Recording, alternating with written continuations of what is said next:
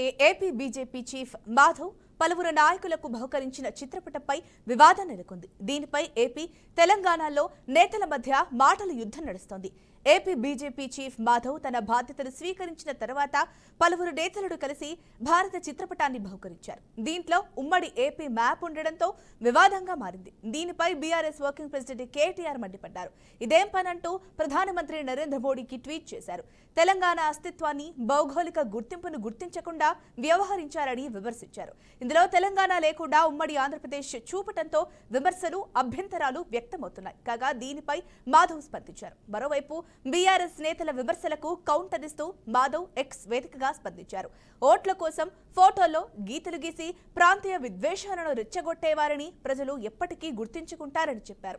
ఇక ఇదే అంశానికి సంబంధించి మరింత సమాచారం మా ప్రతినిధి రాజేంద్ర అందిస్తారు. చెప్పండి Rajendra. AP BJP chief Madhav నేతలకు బహుకరించిన చిత్రపటం ఇప్పుడు తెలంగాణ రాష్ట్రంలో కలకలం రేపింది. ఆయన పదవి బాధ్యతలు చేపట్టిన తర్వాత కొందరు నేతలకు భారతదేశం సంబంధించిన చిత్రపటాన్ని బహుకరించారు. అందులో తెలంగాణను గుర్తించకపోవడం ఇప్పుడు తెలంగాణలో హాట్ టాపిక్ గా మారింది. ఇది ఉద్దేశపూర్వకంగా జరిగిందా లేదా యాదృచ్ఛికంగా జరిగిందా అనే అంశం పట్ల పలువురు నేతలు వాదనలు వినిపిస్తున్నప్పటికీ తెలంగాణ బీఆర్ఎస్ వర్కింగ్ ప్రెసిడెంట్ మాజీ మంత్రి కేటీఆర్ మాత్రం తీవ్ర స్థాయిలో స్పందించారు. ఇదే విషయంపై ప్రధాని నరేంద్ర మోదీ కూడా ఆయన ట్వీట్ చేయడం జరిగింది. తెలంగాణను భౌగోళికంగా గుర్తించకపోవడం బాధాకరమని, విచారకరమని కూడా కేటీఆర్ ఆవేదన వ్యక్తం చేసిన పరిస్థితి ఉంది. మాధవ్ బీజేపీ ఆంధ్రప్రదేశ్ బాధ్యతలు స్వీకరించిన నేపథ్యంలో జరిగిన ఈ ఘటన అటు ఏపీలో చర్చ జరుగుతున్నప్పటికీ తెలంగాణలో మాత్రం కలకలం రేపిందనే చెప్పవచ్చు. ఏది ఏమైనా రాజకీయంగా ఈ అంశాన్ని కొన్ని పార్టీలు పరిశీలిస్తున్న పరిస్థితి కనిపిస్తుంది. తెలంగాణ వాదాన్ని బలంగా వినిపించిన బీఆర్ఎస్ నేతలు మాత్రం ఈ అంశాన్ని జీర్ణించుకోలేకపోతున్నారు. ఆ పార్టీకి చెందిన నాయకులు, కార్యకర్తలు కూడా ఈ అంశంపై మాత్రం తీవ్ర స్థాయిలో స్పందిస్తున్నారు. దీనికి కౌంటర్ గా బీజేపీ నేతలు కూడా ఇస్తున్న వివరణ ఏదైనా ఉన్నప్పటికీ కూడా దాన్ని మాత్రం సంతృప్తి పరచడానికి మాత్రం బీజేపీ బీఆర్ఎస్ నేతలు భావిస్తున్న సందర్భాలు కనిపిస్తున్నాయి. ఏపీ బీజేపీ చీఫ్ మాధవ్ చేసిన ఈ ప్రయత్నం అంటే ఆయన ఏదో చిత్రపటాన్ని బహుకరించారో అందులో తెలంగాణ మ్యాప్ లేకపోవడం, ఉమ్మడి ఆంధ్రప్రదేశ్ ని చూపించడం అనేది కలకలం రేపిన సందర్భంపై బీఆర్ఎస్ అనేది మాత్రం తీవ్ర స్థాయిలో మండిపడుతున్న పరిస్థితి కనిపిస్తుంది.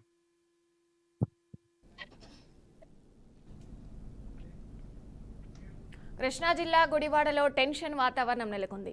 వైసీపీ, కూటమి పోటాపోటీ కార్యక్రమాలు నిర్వహిస్తున్నాయి. నాగవరప్పాడులో ఎమ్మెల్యే రాము ఆధ్వర్యంలో సుపరిపాలనలో తొలి అడుగు కార్యక్రమం నిర్వహిస్తున్నారు. మరోవైపు వైసీపీ ఆధ్వర్యంలో బాబు షూరిటీ మోసం గ్యారంటీ కార్యక్రమం నిర్వహించనున్నారు. ఈ సందర్భంగా రెండు పార్టీలు పోటాపోటీగా ఫ్లెక్సీలు ఏర్పాటు చేశాయి. అందులో భాగంగా కొడాలి నానికి సంబంధించిన కొన్ని పోస్టర్లలో వివాదం నెలకొంది. మొన్నటి ఎన్నికల్లో చంద్రబాబు కుప్పంలో గెలిస్తే ఆయన షూ పాలిష్ చేస్తానని మాజీ మంత్రి కొడాలి నాని సవాల్ చేశారు. ఇప్పుడు సవాల్ నిలబెట్టుకోవాలంటూ టీడీపీ ఫ్లెక్సీలు ఏర్పాటు చేయడంతో టెన్షన్ వాతావరణం నెలకొంది. ఇక ఇదే విషయానికి సంబంధించి మరింత సమాచారం మా ప్రతినిధి సాగర్ అందిస్తారు. సాగర్.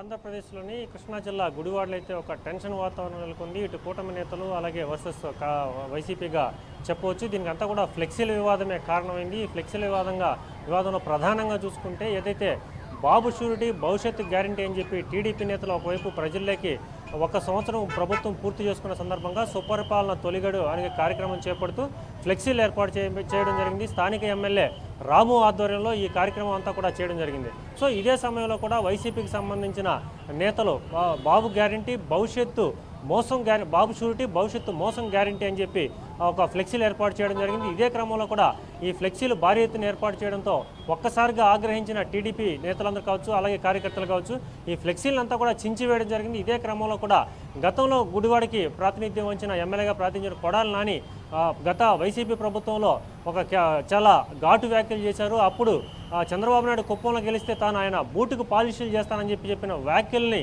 ఒక పోస్టర్ రూపంలో పెద్ద పెద్ద హోర్డింగులుగా అదే క్రమంలో అక్కడ వేయడం జరిగింది. అదే బాబు చంద్రబాబు నాయుడికి ఒక షూని పాలిష్ చేస్తున్నట్టు ఫోటోలన్నీ కూడా ఏర్పాటు చేయడం జరిగింది. దీంతో ఒకవైపు వైసీపీ టీడీపీ నేతల మధ్య తీవ్ర ఘర్షణ వాతావరణం నెలకొన్న పరిస్థితి. ఇదే సమయంలో నాగవరపాడులో గుడివాడకు సంబంధించిన ఒక వైసీపీ నియోజకవర్గ స్థాయి విస్తృత స్థాయి సమావేశాలు అయితే ఏర్పాటు జరిగింది. ఇదే క్రమంలో సుపరిపాలన తొలి అడుగు కింద ఇటు టీడీపీ నేతలు కూడా ఒక ర్యాలీ నిర్వహిస్తున్నారు. సో ఒకరికొకరు ఘర్షణ వాతావరణం నెలకొంది. ఒకరికొకరు ఢీకొట్టే ప్రమాదం ఉంది, ఒకరికొకరు కొట్టుకునే ప్రమాదం అని చెప్పి ముందస్తుగా పోలీసులు భారీగా మోహరించారు. అప్పటికే మహిళలు పెద్ద ఎత్తున ఆ కార్యక్రమానికి ఎవరైతే పేరు నాని వస్తున్నారో, పేరు నాని గతంలో కొన్ని కీలక వ్యాఖ్యలు చేశారు. కాసేపటి క్రితం కూడా ఆయన రప్పా వ్యాఖ్యలు కావచ్చు, లేదంటే తాను ఏదైనా చీకట్లో కన్ను మూస్తే తెరిచేలోపు చేయాల్సిన కార్యక్రమాలను చేస్తారని చెప్పి, ఏదైనా అరిసే కుక్క కరవదని చెప్పి టీడీపీ నేతను ఉద్దేశించి ఆయన తీవ్రమైన ఘాటు వ్యాఖ్యలు చేశారు. ఈ నేపథ్యంలోనే మహిళలంతా కూడా పేరుని నానిని ఈ గుడివాడలో అడుగు పెట్టనివ్వబోమని చెప్పి గట్టిగా కూడా అందరూ ఒక్కసారిగా రోడ్డు మీదకి రావడంతో వైసీపీ నేతలు టీడీపీ నేతల మధ్య తీవ్ర ఘర్షణ వాతావరణం నెలకొంది.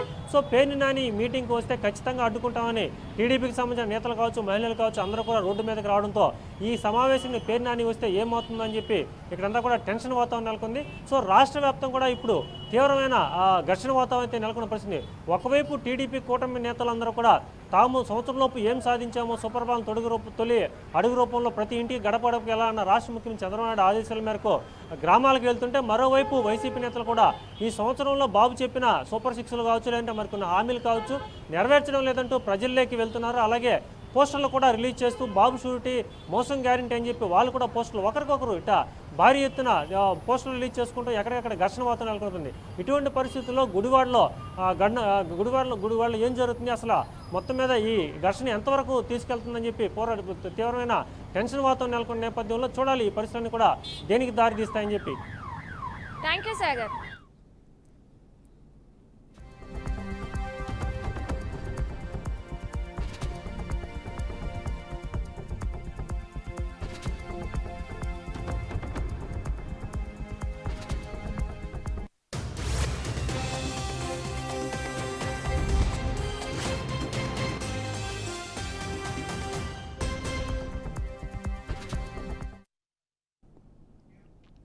ఇక తిరుమల కల్తీ నెయ్యి కేసులో మరో కీలక పరిణామం చోటు చేసుకుంది. కేసులో తదుపరి దర్యాప్తు సిబిఐ డైరెక్టర్ ఏఎస్పీ వెంకట్రావుకు అప్పగిస్తూ ఉత్తర్వులు జారీ చేసింది. అయితే కేసులో సిబిఐ ఏర్పాటు చేసిన సిట్లోని సభ్యుడు కానీ ఏఎస్పీకి తమను విచారణకు పిలవడాన్ని సవాలు చేస్తూ వైసీపీ నేత టీడీపీ మాజీ చైర్మన్ వైవి సుబ్బారావు పిఏ అప్పన్న హైకోర్టులో పిటిషన్ దాఖలు చేశారు. ఈ మేరకు ఆ పిటిషన్పై విచారణ చేపట్టిన జస్టిస్ ఎన్ హరినాథ్ సంచలన వ్యాఖ్యలు చేస్తూ కీలక తీర్పులు వెలువరించారు. సుప్రీంకోర్టు ఆదేశానుసారంగా ఐపీఎస్ అధికారులు సర్వశ్రేష్ఠ త్రిపాఠి, గోపీనాథ్ జట్టీలను సీట్లో సభ్యులుగా రాష్ట్ర ప్రభుత్వం రికమెండ్ చేసిందని, ఆ టీంలో అడిషనల్ ఎస్పీ వెంకట్రావును దర్యాప్తు అధికారిగా చేర్చడం కోర్టు ఆదేశాలను ధిక్కరించడమే అవుతుందని న్యాయమూర్తి కామెంట్ చేశారు. ఇక ఇదే విషయానికి సంబంధించి మరింత సమాచారాన్ని మా ప్రతినిధి కృష్ణ అయితే అందజేస్తారు. కృష్ణ, చెప్పండి. థ్యాంక్ యూ పాత్మ. అయితే తిరుమల కలిసి ఏదైతే ఉందో ఒక మరో పరిణామం చోటు చేసుకుందని అనుకోవచ్చు. అయితే మొత్తానికి చూస్తే ఏదైతే తిరుమల కల్తీ నెయ్యి కేసు ఏదైతే ఉందో ఒక కీలక పరిణామం అయితే చోటు చేసింది అనుకోవచ్చు. మొత్తానికి చూస్తే ఏదేమైనా కూడా తిరుమల తిరుపతి ఎంతో పవిత్రమైన దేవాలయంగా భావిస్తారు. అయితే తిరుమల తిరుపతిలో కల్తీ నెయ్యి లడ్డు ఏదైతే ఉందో ఈ లడ్డు పైన కూడా గత ప్రభుత్వం అయితే పూర్తిస్థాయి అయితే కల్తీ నెయ్యితో అయితే లడ్డు తయారీ పైన కూడా ఇప్పుడు ఇచ్చిన కూటమి ప్రభుత్వం కూడా కేసు అయితే దాఖలా చేయడం జరిగింది. ఈ నేపథ్యంలో చూస్తే ఏదైతే కేసు తదుపరి దర్యాప్తు సిబిఐ డైరెక్టర్ ఏఎస్పీ వెంకట్రావుకి అయితే అప్పగించడం జరిగింది. అయితే ఈ అప్పగించడం కార్యక్రమంలో భాగంగా అయితే ఎవరైతే గత ప్రభుత్వంలో ఉన్నటువంటి వైవి సుబ్బారెడ్డి చైర్మన్ గా ఉన్నటువంటి పిఏ వచ్చేసి అప్పన్న పిటిషన్ దాఖలా చేయడం జరిగింది. ఈ యొక్క పిటిషన్ లో భాగంగానే ఏదైతే ఈ యొక్క పిటిషన్ ఐపీఎస్ అధికారులు ఉండగా ఏఎస్పీ స్థాయి అధికారులు నియమించడం చాలా దారుణంగా ఉందని సరి కూడా పలు రకాల ఆరోపణలు చేస్తారు. అయితే మొత్తానికి చూస్తే ఏదేమైనప్పుడు కూడా పూర్తి స్థాయిలో అయితే ఈ యొక్క కేసు సంబంధించి తిరుమల లడ్డుకు సంబంధించి కేసు విషయంలో అయితే సుప్రీంకోర్టు కూడా ఒక సీరియస్ యాక్షన్ కూడా తీసుకోవడం జరిగింది. ఏదైతే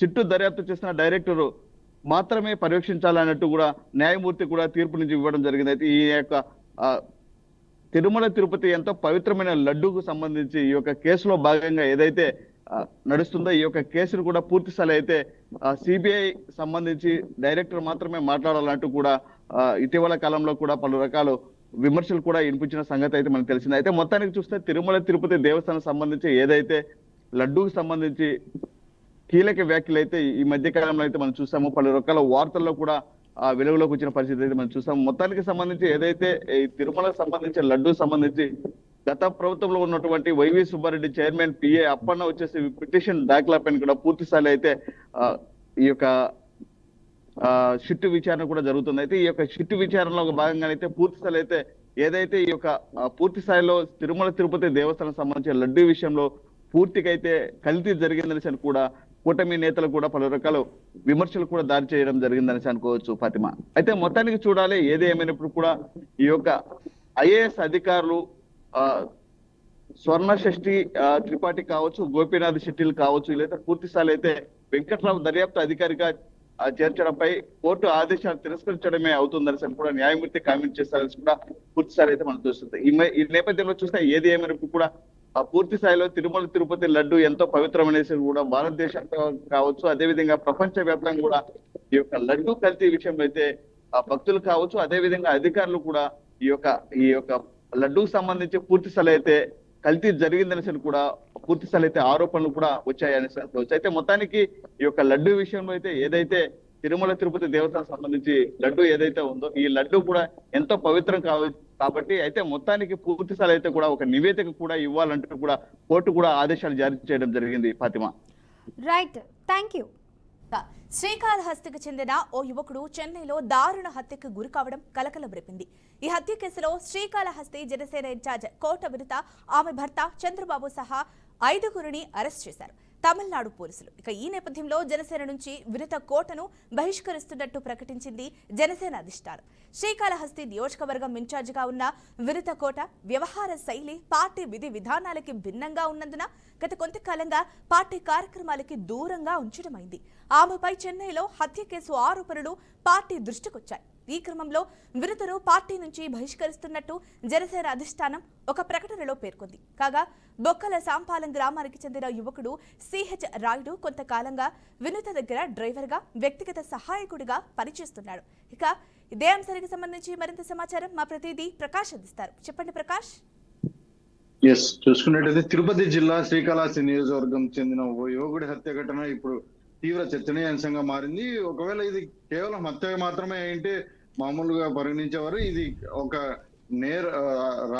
దీనికి రాజకీయ కోణంగా ఉండడంతో, ఎందుకంటే రాజకీయ జనసేన పార్టీకి సంబంధించిన కూడా కొద్దిగా ఇందులో ఉండడంతో ఇందులో ఈ కోణంలో కూడా రాజకీయంగా, ఎందుకంటే హత్యకు సంబంధించిన అరెస్ట్ అయిన వ్యక్తులు జనసేన పార్టీకి సంబంధించిన వారు కాబట్టి, ఆమె భర్త కూడా ఉన్నారు కాబట్టి అందుకే ఇది చర్చనీయాంశంగా మారింది. ముందుగా ఈ విషయాన్ని మనం పూర్తిగా తెలుసుకున్నట్లయితే బొక్కలసంపాలెం చెందిన సిహెచ్ శ్రీనివాసులు అలియాస్ రాయుడు ఎవరైతే ఉన్నారో జూలై 8వ తేదీన రోజు చెన్నైలో హత్యకు గురయ్యాడు. అతని మృతదేహాన్ని చెన్నైలోని కువం దగ్గర పోలీసులు అయితే గుర్తించిన పరిస్థితి అయితే ఉంది. ఆశ్చర్యం ఏంటంటే అతని చేతిపై జనసేన పార్టీ సింబల్ కూడా ఉండటంతో పాటు కోట వినుత అనే పేరు కూడా గుర్తించిన పరిస్థితి అయితే ఉంది. పోలీసులు మొదటి నుంచి ఈ హత్యని చాలా ప్రణాళికగానే దర్యాప్తు చేస్తున్న పరిస్థితి ఉంది. ఈ నేపథ్యంలో రాయుడు చాలా రోజులుగా శ్రీకాళహస్తి జనసేన పార్టీ ఇన్ఛార్జ్ కోట వినుతకు వ్యక్తిగత సహాయకుడిగా, తర్వాత డ్రైవర్ గా పనిచేసేవాడు. చాలా నమ్మకంతో ఉండే వ్యక్తి అని ఆమె ట్విస్ట్ కూడా ఆమె పరిహారంలో కూడా చెప్పిన పరిస్థితి ఉంది. కానీ జూన్ 21వ తేదీన అనూహ్య ట్విస్ట్ అయితే జరిగింది. అదే కోట వినుత ఒక బహిరంగ ప్రకటన చేసింది. రాయుడు తమ పైన ద్రోహం కలిగించాడంటూ అతని తన విధుల నుంచి తొలగిస్తున్నట్లు అయితే చెప్పిన పరిస్థితి. దీన్ని పత్రికల్లోనూ సోషల్ మీడియాలోనూ తీవ్ర ప్రచారం అయితే జరిగిన పరిస్థితి. అదే రోజు ఇకపై రాయుడు తనకు ఎలాంటి సంబంధం లేదంటూ అని తెలిపిన పరిస్థితి ఉంది. అయితే ఈ ప్రకటన చేసిన వారం 10 రోజుల వ్యవధిలోనే రాయుడు శవంగా కనిపించడంతో ఈ కేసు బాగా మలుపు తిరిగే పరిస్థితి. వెంటనే చెన్నై మింట్ పోలీస్ స్టేషన్ పోలీసులు కేసు నమోదు చేసి దర్యాప్తు ప్రారంభించిన పరిస్థితి ఉంది. అంతేకాకుండా హత్యకు సంబంధించి కోట వినుత, ఆమె భర్త చంద్ర, ఆమె తండ్రి భాస్కర్ తో పాటు మరో 2 మొత్తం 5గురిని తమిళనాడు పోలీసులు అయితే అరెస్ట్ చేసిన పరిస్థితి ఉంది. అరెస్ట్ చేసిన అనంతరం వారిని చెన్నై నుంచి శ్రీకాళహస్తికి తీసుకుని వచ్చి విచారిస్తున్న పరిస్థితి. ఇది ఆ ప్రాంతం ప్రజల్లోనూ పార్టీ వర్గాల్లోనూ తీవ్ర చర్చకు దారిని తీసిన పరిస్థితి ఉంది. ఈ అరెస్ట్ అనంతరం జనసేన పార్టీ కూడా చాలా స్పష్టమైన స్టాండ్ తీసుకుంది. మొదట వినుత పార్టీని కార్యక్రమాల నుంచి తప్పించింది. ఇది ఎందుకంటే ఆమె వ్యవహార శైలిపై పార్టీకి విధానాలకు విరుద్ధంగా ఉండడం అధిష్టానం అయితే భావించి ఆమె పైన హత్య ఆరోపణలు కూడా వచ్చిన ఆధారమే ఆమె సస్పెండ్ చేసిన పరిస్థితి. అంతేకాకుండా కొద్ది రోజులకే ఆమెను పార్టీ నుంచి పూర్తిగా బహిష్కరించబడినట్టు కూడా ఒక ప్రకటనలో వెల్లడించిన పరిస్థితి ఉంది. అయితే ఇప్పుడు చూస్తే మనం గత కొంతకాలంగా జనసేన పార్టీలో ఇన్ఛార్జ్ స్థాయి నాయకులు వరుస వివాదాలు చిక్కుంటున్నారు. కొందరిని సస్పెండ్ చేస్తే మరికొందరిని బాధ్యతల నుంచి తొలగించి తప్పించారు. అయితే ఇలాంటి పరిస్థితుల్లో శ్రీకాళహస్తి నియోజకవర్గం ఇన్ఛార్జ్ కోట వినుతకు నేర ఆరోపణలు రావడం, హత్య కేసులో ఆమె అరెస్ట్ కావడం పార్టీకి చాలా ప్రతిష్టం అయితే నష్టం అయితే కలిగిందని మనం చెప్పుకోవచ్చు. ప్రజల్లో అయితే ఒక గందరగోళం కలిగించే పరిస్థితి అయితే అనే పరిస్థితి కూడా ఉంది. ఈ నేపథ్యంలోనే ఒక పెద్ద ప్రశ్న అయితే అందులోనూ వెలువడిందని కూడా మనం అనుకోవచ్చు. ఒక రాజకీయ నాయకుడికి దగ్గరగా పనిచేసిన ఒక వ్యక్తి హత్యకు గురి కావడం అనేది, నాయకుడు తన పరివారం సహా అరెస్ట్ కావడం అనేది ఇది సాధారణమైన విషయం కాదు అనే చెప్పుకోవచ్చు. ఇందులో ఒక నిజం ఎంత బాధ్యత ఉందో, ఎంత కుట్ర దాగుందో మనకైతే ఇంకా వివరాలు అయితే విచారణలో తెలియాల్సింది. కానీ ఒక పార్టీ ప్రతినిధిగా ఉన్న వ్యక్తి వ్యవహారం ఇలా ఉండటం వల్ల ప్రజల్లో ఒక పార్టీ పట్ల నమ్మకం అయితే ఎంతవరకు నిలుస్తుంది అనేది కూడా ప్రజల్లో ఒక ప్రశ్నార్థకంగా మారినప్పుడు ఇంకా చెన్నై పోలీసులు అయితే పూర్తి వివరాలు ఇంకా బయట పెట్టాల్సి ఉంది. ఫోరెన్సిక్ నివేదికలు ఇంకా సాక్ష్యాలు, వాంగ్మూలాలు, కాల్ డేటా, తర్వాత టీసీ ఫుటేజ్ల ఆధారంగా అయితే ఇప్పటి వరకు ఈ కేసు చుట్టూ ఉన్న చర్చలన్నీ, విమర్శలు, రాజకీయ వర్గాల్లో పెరిగిపోతున్న గందరగోళం చూసిన తర్వాత కూడా ఇది సాధారణ హత్య కాదు అంటూ పోలీసులు తీవ్రంగా దీన్ని విచారించి అతి తొందరలోనే వివరాలు అయితే బయటకు వెల్లడించే పరిస్థితి అయితే ఉంది. Thank you Prakash. భాగ్యనగరంలో బోనాల ఉత్సవాలు రంగరంగ వైభవంగా కొనసాగుతున్నాయి. ఇప్పటికే గోల్కొండ, బల్కంపేటలో బోనాలు ఘనంగా జరిగాయి. ఇక నగరవాసులు ఎప్పుడెప్పుడా అని ఎదురు చూస్తున్న సికింద్రాబాద్ మహంకాళి బోనాలు రానే వచ్చాయి. రేపు అమ్మవారి బోనాల ఉత్సవాలు జరగనున్నాయి. ఈ ఉత్సవాలకు సీఎం రేవంత్ రెడ్డి హాజరు కానున్నారు. సీఎం అమ్మవారికి పట్టు వస్త్రాలు సమర్పించనున్నారు. బోనాల ప్రారంభోత్సవంగా రంగం భవిష్యవాణి కార్యక్రమం, అలాగే అంబారి ఏనుగు ఊరేగింపు కూడా జరగనుంది. ఉత్సవ సమయంలో ఆలయం పరిసర ప్రాంతాల్లో రద్దీ నియంత్రణ కోసం 2 కిలోమీటర్ల మేర ట్రాఫిక్ ఆంక్షలు విధించారు. సుమారు 1600 మంది పోలీసులతో భారీ బందోబస్తు ఏర్పాటు చేసి 70 సీసీటీవీ కెమెరాలు అమర్చుకొని భక్తుల రద్దీపై నిరంతరం మేనేజ్మెంట్ జారీ చేసింది. ఇక ఇదే అంశానికి సంబంధించి మరింత సమాచారం మా ప్రతినిధి శ్రీనివాస్ అందిస్తారు. శ్రీనివాస్. తెలంగాణ వ్యాప్తంగా బోనాలు అంగరంగ వైభవంగా జరుగుతున్నాయి. దీనికి సంబంధించి చూసినట్లయితే ఇప్పటికే తెలంగాణ వ్యాప్తంగా ఉన్నటువంటి బోనాల పండుగ హైదరాబాద్ భాగ్యనగరం ప్రధానంగా చూసుకున్నట్లయితే ప్రతిసారి జరిగేటటువంటి బోనాలకు పూర్తి స్థాయిలోని భక్తులకు ఎలాంటి ఇబ్బంది కలగకుండా కూడా ప్రతి సంవత్సరం జరిగే మహంకాళి బోనాలు, సికింద్రాబాద్ మహంకాళి బోనాలు ఈ నెల 13 నుంచి 15 వరకు అంగరంగ వైభవంగా జరుగుతాయి. దీనికి సంబంధించిన ఏర్పాట్లు భక్తులకు ఎలాంటి ఇబ్బంది కలగకుండా ఇప్పటికే సీసీ ఫుట్వేర్లతో పాటు 1600 మంది పోలీసు బలగాలు కూడా పూర్తి స్థాయిలోని ఎక్కడికక్కడ చెక్ పోస్టులు ఏర్పాటు చేసి పూర్తిగా రక్షణ కల్పిస్తున్నట్టు కూడా తెలుస్తుంది భక్తులకు. దీనికి సంబంధించి చూసినట్లయితే ఈ నెల 13 నుంచి 17 వరకు జరిగేటటువంటి బోనాలు తెలంగాణ సంస్కృతి సంప్రదాయాలను వెదజిల్లేలా జరుగుతున్నట్టు ఈ బోనాలకు సంబంధించి భాగ్యనగరం పూర్తిగాను అంగరంగ వైభవంగా ఏర్పాటు కూడా జరిగింది. ఈ ఆదివారం జరిగేటటువంటి బోనాలకు సంబంధించి చూసినట్లయితే తెలంగాణ ముఖ్యమంత్రి రేవంత్ రెడ్డి పట్టు వస్త్రాలు సమర్పిస్తారు.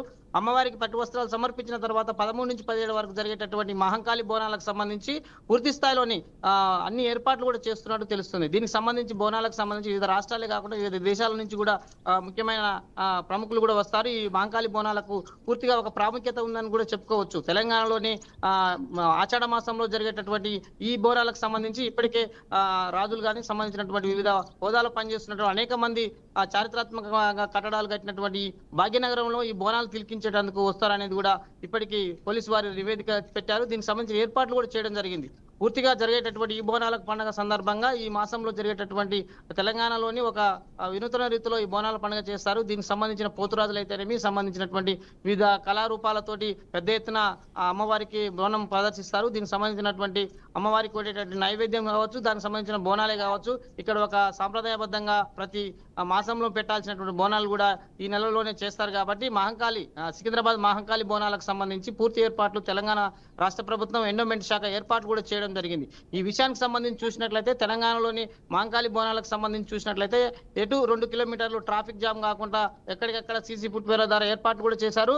ఎవరైతే బందోబస్తుకున్న పోలీసులకు కూడా వారికి కూడా ఒక ఐడెంటిటీ కార్డ్స్ ఇష్యూ చేస్తూ పూర్తిగా ఆ పరిసర ప్రాంతాల్లోని ఎలాంటి ఇబ్బంది కలగకుండా భక్తులకు రాకపోకలకు కానీ అక్కడ ట్రాఫిక్ ఇబ్బంది కలగకుండా ముందస్తుగానే సికింద్రాబాద్ జోన్ లోని పనిచేస్తున్నటువంటి ట్రాఫిక్ అయితేనేమి దానికి సంబంధించినటువంటి సీసీ ఫుట్వేర్స్ ఎప్పటికప్పుడు అప్డేట్ చేస్తూ ఎలాంటి ఇబ్బందులు కలగకుండా భక్తులకు సునాయాసంగా వచ్చిపోయడానికి కూడా రూట్ మ్యాప్ కూడా ఇప్పటికే ఇచ్చారు. దీనికి సంబంధించి ఈ రూట్ లో సంబంధించినటువంటి మ్యాప్ తో సహా ఇక్కడ పూర్తి వివరాలు కూడా భక్తులకు ఎప్పటికప్పుడు సమాచారం చేరవేస్తారు. వాళ్ళు వెళ్ళేటటువంటి రూట్లు కానీ మళ్ళీ తిరిగి అవుట్పుట్ కు పోవడానికి సంబంధించినటువంటి విషయాలలో అన్నింటిని కూడా పూర్తిగా భారీ బందోబస్తు మధ్య తెలంగాణలో మహంకాళి బోనాలు జరగబోతున్నాయి.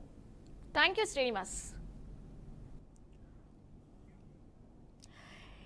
ఎంజీఎం ఆసుపత్రిలో మృతదేహం మారిన ఘటనలో సంచలన మలుపు చోటు చేసుకుంది. చనిపోయాడని భావించిన గోక కుమారస్వామి అనే ఒక వ్యక్తి అసలు మృతుడే కాదని వరంగల్ పోలీసులు తాజాగా ధృవీకరించారు. ప్రస్తుతం ఆయన ఎంజీఎం ఆసుపత్రిలోనే చికిత్స పొందుతూ ఉన్నారని వెల్లడించారు. తొర్రూరు మండలం వెలికట్టకు చెందిన కుమారస్వామి ఎంజీఎంలో చికిత్స పొందుతున్నారు. ఆయన మరణించాడని ఆసుపత్రి సిబ్బంది కుటుంబ సభ్యులకు ఒక మృతదేహాన్ని అప్పజేశారు. అది తీసుకున్న ఖననం చేసే సమయానికి అసలు విషయం బయటపడింది. ప్రస్తుతం కుమారస్వామి చికిత్స పొందుతున్నారు. మరి అప్పచెప్పిన మృతదేహం ఎవరిదేనైనా పోలీసులు విచారణ చేస్తున్నారు. ఆసుపత్రి సిబ్బంది నిర్లక్ష్యం వల్లే ఇది జరిగిందనుకుంటున్నారు. సో దీనికి సంబంధించి మరింత సమాచారాన్ని మా ప్రతినిధి సాల్మన్ అయితే అందిస్తారు. సాల్మన్ చెప్పండి. వరంగల్ జిల్లాలో మాత్రం సంచలనం జరిగిందని చెప్పవచ్చు. ఎంజిఎం సిబ్బంది నిర్లక్ష్యం తేట తెల్లంగా కనిపిస్తుంది. ఎంజిఎం సిబ్బంది మాత్రం అంటే గతంలో చూసుకున్నట్లయితే ఈ యొక్క ఎంజిఎం పోస్ట్ మార్టం సిబ్బంది మాత్రం కొంత నిర్లక్ష్యంగా వ్యవహరిస్తున్నారని మనకు తేట తెల్లమైంది. ఈ రోజు అంటే నిన్న 7 తారీఖు వెలికట్టే గ్రామానికి చెందిన కుమారస్వామి అనే వ్యక్తి ఒక యాచకుడిగా 25 సంవత్సరాల క్రితం వారి యొక్క ఇంటి నుండి వెళ్ళిపోయాడనేది మాత్రం కుటుంబ సభ్యులు చెప్తున్నారు. దీనికి సంబంధించి 7వ తేదీన కొంత స్పృహ తప్పిపోయి వర్ధనపేట చికిత్స తీసుకుంటున్నాడు. అక్కడి నుండి నేరుగా మెరుగైన చికిత్స కోసం 9 తారీఖు ఎంజిఎం హాస్పిటల్కి అయితే తరలించారు. ఎంజిఎం హాస్పిటల్లో తరలించిన తర్వాత అదే రోజు రైల్వే గేట్ సమీపంలోని ఒక మృతదేహం ఆ ట్రైన్కి అయితే పడిపోయి చనిపోయాడు. దీనికి సంబంధించి తనను కూడా అంటే అన్నోన్ బాడీగా ఎంజిఎం మార్చుని అయితే పెట్టారు. ఖచ్చితంగా ఈ యొక్క కుమారస్వామిని కూడా అన్నోన్ గా నమోదైతే చేస్తున్నారు. దీనికి సంబంధించి ఆ కుటుంబ సభ్యులకైతే ఒక ఫోన్ కాల్ వెళ్లడంతో మీ యొక్క కుమారస్వామి అనే వ్యక్తి చనిపోయాడని ఆ బంధువులకైతే తెలియజేశారు. వెంటనే కుమారస్వామి మృతదేహాన్ని నిన్నటి దినంన సాయంత్రం పోస్ట్ మార్టం చేయకుండానే వారి యొక్క మృతదేహాన్ని పంపించారు. ఖచ్చితంగా ఈ యొక్క రైల్వే ట్రాక్ మీద పడ్డ వ్యక్తిని అయితే పోస్ట్ మార్టం చేయాలి, కానీ ఇక్కడ చనిపోయింది కుమారస్వామి అంటూ ఆ యొక్క కుమారస్వామిని డెడ్ బాడీని అయితే కుటుంబ సభ్యులకు అప్పజెప్పారు. తీర వారు అంతిమ సంస్కారాలు చేసే క్రమంలో ఆ యొక్క ఎవరైతే చనిపోయిన తర్వాత వారి యొక్క కుటుంబ సభ్యులు తన చెవిలో పిలవడం అది ఒక ఆనవాయితీగా ఉంటుంది. తను ఆ యొక్క తీసిన క్రమంలో ఈ యొక్క డెడ్ బాడీ మాది కాదంటూ వెంటనే 100 డయల్కు చేసి ఈ యొక్క మృతదేహం మాది కాదంటూ వారు మళ్ళీ తిరిగి పోస్ట్ మార్టం సంబంధించిన ఆ యొక్క డెడ్ బాడీని అయితే పంపుతారు. అక్కడ తొర్రూరు పోలీసులు కూడా దీన్ని నిర్ధారిస్తారు. ఈ యొక్క చనిపోయింది కుమారస్వామి కాదు, ఈ చనిపోయిన వ్యక్తి రైల్వే ట్రాక్ మీద పడ్డ వ్యక్తి. దానికి సంబంధించి పూర్తి విచారణ అయితే ఎంఎం సిబ్బంది కానీ లేకుంటే రైల్వే పోలీసులు కానీ ఇప్పటివరకు నిర్ధారించలేదు.